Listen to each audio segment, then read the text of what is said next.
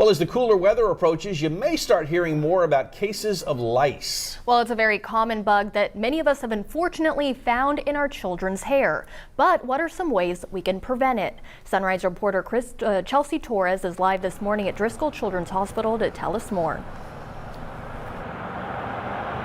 Good morning. Well, one pediatrician here at Driscoll Children's Hospital says that he sees lice in children every single month. And although there's not typically a peak season here in South Texas, you may find lice occurring near your child a little more often.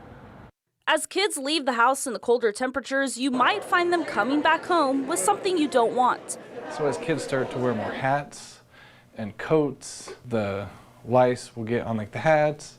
And typically kids will share hats and different things like that. So that's more of why it's a peak season. It's just easier transmitted because of things like hats and coats. Pediatrician at Driscoll Children's Hospital, Dr. David Ettinger, says look for lice regularly. If your child is scratching, that is one big symptom. And act on lice immediately.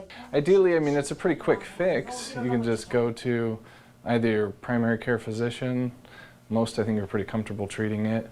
And there's good products out there that you can use to help get rid of it, and hopefully the kid's only out of school for 1 to 2 days and they can go back. For some parents, the burden of lice is too much to handle. I have over-the-counter, got stuff prescribed by the doctor. We put mayonnaise all over her hair. That didn't work. We've tried tea tree oil. Nothing works, nothing. Mom of 2, Melinda Rodriguez, says her daughter seems to contract lice easily and says it's hard to get every bug out.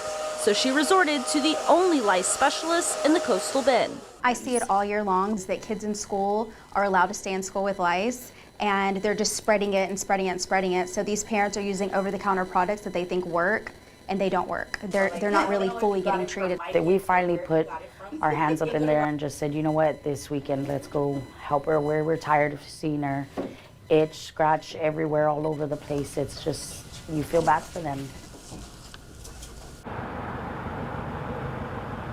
Now, a big misconception with lice is that your child is dirty, when in fact lice actually latch on to clean hair. Now, it is not required to take your child out of school just because they have lice. We did reach out to CCISD and they told us that they have not seen an increase throughout the district. Mike, Sonia. All right, good stuff. Thank you.